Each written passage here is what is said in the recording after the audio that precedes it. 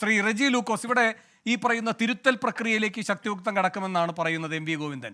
അതിന് ശേഷം ഒരു മാധ്യമത്തിന് അനുവദിച്ച അഭിമുഖത്തിൽ എം വി ഗോവിന്ദൻ പറയുകയായിരുന്നു, ഞാൻ ഈ പറയുന്ന മൈക്കുകാരനോടെന്തോ മോശമായി പെരുമാറിയെന്നാണല്ലോ പറയുന്നത്, അത് ഞാൻ തിരുത്തി. മുഖ്യമന്ത്രി ഇപ്പോൾ പിന്നീട് എത്രയോ ഘട്ടം മൈക്ക് പ്രവർത്തിക്കാത്ത രൂപം ഉണ്ടായി, അപ്പോഴൊന്നും ശക്തമായി പ്രതികരിക്കുകയോ അങ്ങനെ ദേഷ്യപ്പെടുകയോ ചെയ്തില്ലല്ലോ. അപ്പോൾ അതിൻ്റെ അർത്ഥം എന്താണ്? മുഖ്യമന്ത്രിയും തിരുത്തി. ഇത് കേൾക്കുന്നവരെ പരിഹാസ്യരാക്കുകയല്ല, സ്വയം പരിഹാസ്യപാത്രമാവുകയാണ്. അപ്പോൾ തിരുത്തലുമായി ബന്ധപ്പെട്ട പരാമർശങ്ങൾക്കായി എടുക്കുന്ന സോദാഹരണങ്ങൾ അത് സ്വയം പരിഹാസമാക്കുന്നു.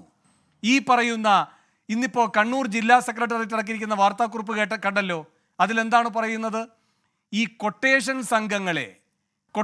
സംഘങ്ങളെ CPM-മായി ബന്ധപ്പെട്ട കാര്യങ്ങളിൽ അഭിപ്രായം പറയാൻ ഈ സോഷ്യൽ മീഡിയയിൽ ആരും ചുമതലപ്പെടുത്തിയിട്ടില്ല. എന്തൊരു ഗതികേടാണ്!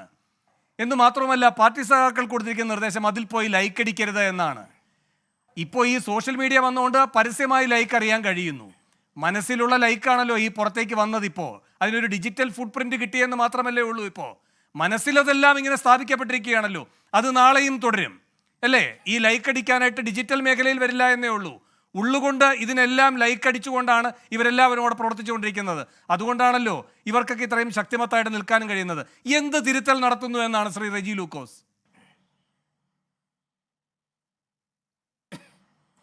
അല്ല, ബഹുമാനപ്പെട്ട വേണു അറിയാമല്ലോ, CPM എന്ന് പറഞ്ഞ രാഷ്ട്രീയ പ്രസ്ഥാനം ജനങ്ങളുടെ മനസ്സിൽ സ്ഥാനം സ്ഥിരപ്രതിഷ്ഠ നേടി ഇതുപോലെ അധികാരത്തിൽ ഇരിക്കുന്നതിന്റെ കാരണം തിരുത്തലിന്റെ സംഭവങ്ങൾ തിരുത്തുകയും പുറത്താക്കേണ്ടവരെ പുറത്താക്കുകയും ശിക്ഷിക്കേണ്ടവരെ ശിക്ഷിക്കുകയും ശാസിക്കേണ്ടവരെ ശാസിക്കുകയും ചെയ്യാൻ ഒരു മടിയും കാണിക്കാതെ രാഷ്ട്രീയ പ്രസ്ഥാനം CPM സാക്ഷാൽ പിണറായി വിജയനെയും VS അച്യുതാനന്ദനെയും PB-യിൽ നിന്നും സെൻട്രൽ കമ്മിറ്റിയിലേക്ക് കേന്ദ്ര കമ്മിറ്റിയിലേക്ക് തരം താഴ്ത്തിയിട്ടുള്ള പാർട്ടിയാണിത്.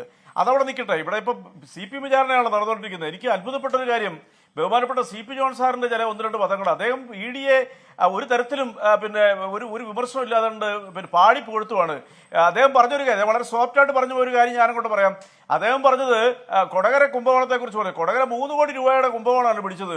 അതിൽ പിടിച്ച് പ്രതികളെ 1.25 കോടി രൂപ കേരളത്തിന്റെ ക്രൈംബ്രാഞ്ച് വീണ്ടെടുത്തു.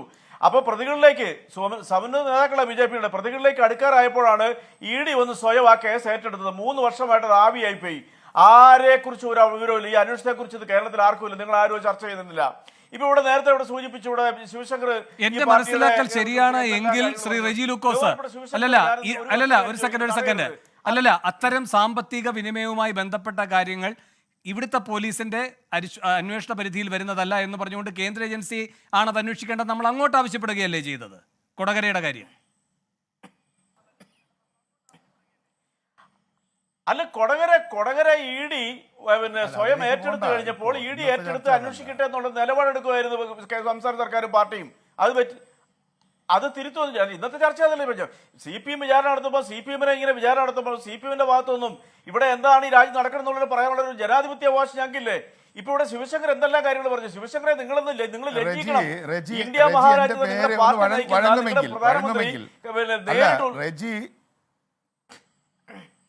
സാറേ, ഞാനിവിടെ കേട്ടോണ്ടിരിക്കുകയാണ്. ദയവായിട്ട് ഞാൻ പറയുന്നത് സാറ് എത്രയോ ചർച്ചകൾ നമ്മൾ നിങ്ങൾ വഴങ്ങുമെങ്കിൽ മാത്രമേ പറയുള്ളൂ. ഞാനാണ് BJP-ക്കെതിരെ സംസാരിച്ചത്. കൊടകര ഞാനാണ് വഴങ്ങാൻ തയ്യാറില്ല. കാരണം എനിക്ക് കിട്ടുന്ന പരിമിതി സമയ.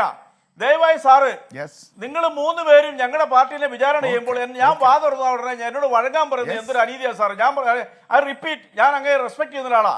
അതുകൊണ്ടാണ് ഞാനിത് പറയുന്നത്. സാറിന് മനസ്സിലാക്കിയേ, നിങ്ങൾ ഇപ്പോൾ ഇവിടെ എന്തെല്ലാം കാര്യങ്ങൾ പറഞ്ഞു. കൊള്ളയടിയുടെ ഏറ്റവും വലിയ ഉദാഹരണങ്ങൾ രാജ്യം ഓരോ ദിവസം കണ്ടോണ്ടിരിക്കുമല്ലേ. 3 വിമാനത്താവളങ്ങൾ 8 മാസത്തിനുള്ളിൽ മോഡി ഉദ്ഘാടനം ചെയ്ത് ഇടിഞ്ഞു വീണിരിക്കുന്നു. ഇന്നൊരെണ്ണം ഇടിഞ്ഞു വീണിരിക്കുന്നു രാജകോട്ടില്. അയോധ്യയിലെ ക്ഷേത്രം വരെ ഒലിച്ചുപോയി, അവിടെ ചോരുന്നു. അവിടുത്തെ 16 കിലോമീറ്റർ റോഡ് ഒറ്റ മഴ കൊണ്ട് ഇന്ന് പൊട്ടിപ്പൊളിഞ്ഞിരിക്കുന്നു. അങ്ങനെ എന്തെല്ലാം ദുരിതങ്ങളാണ് ഈ രാജ്യത്ത് വന്നുകൊണ്ടിരിക്കുന്നത്.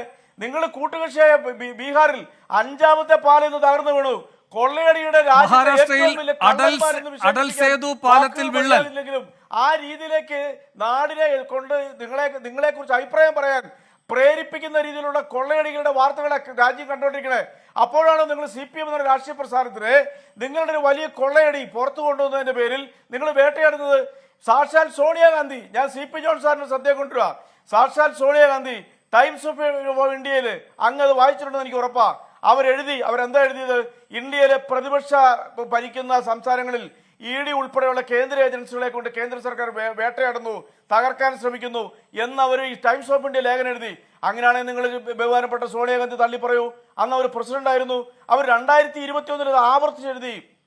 എന്തിനധികം സാറേ, സാക്ഷാൽ രാഹുൽ ഗാന്ധി കൽപ്പറ്റയിൽ കഴിഞ്ഞ 3 വർഷങ്ങൾക്ക് മുമ്പ് വന്ന് പ്രസംഗിച്ചെന്താ, കേരളം ഉൾപ്പെടെയുള്ള പ്രതിപക്ഷ ഭരിക്കുന്ന സംസ്ഥാനങ്ങളിൽ കേന്ദ്ര ഏജൻസികൾ വേട്ടയാടുന്നു, അംഗീകരിക്കാൻ പറ്റില്ലെന്ന് പറഞ്ഞു.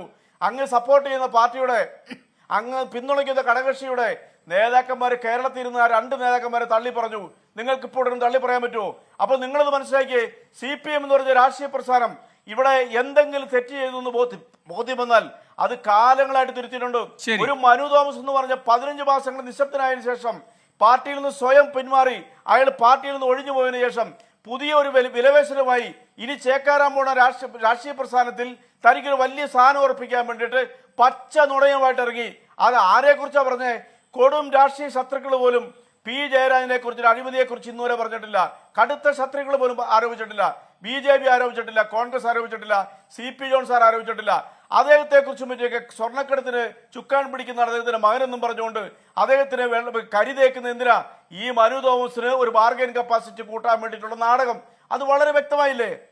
അതിനെതിരെ ഇന്ന് പാർട്ടിയുടെ കണ്ണൂർ നിങ്ങൾ പരിശോധിക്കേണ്ടത് മനു തോമസിന്റെ എന്തെങ്കിലും താല്പര്യങ്ങൾ ദുഷിച്ചതാണെങ്കിൽ അതേപറ്റിയല്ല. നിങ്ങൾ പരിശോധിക്കേണ്ടത് ഇങ്ങനെ ഈ പറയുന്ന ഒരു തരത്തിലുള്ള അഴിമതി ആരോപണവും നേരിടാത്ത എന്ന് നിങ്ങൾക്ക് നല്ല ആർജവത്തോടെ പറയാൻ കഴിയുന്ന P. ജയരാജന്റെ സംരക്ഷകരായി ആകാശ് തില്ലങ്കരിയും മുഹമ്മദ് ഷാഫിയും വരുന്ന സാഹചര്യമാണ് നിങ്ങൾ പരിശോധിക്കുന്നത്.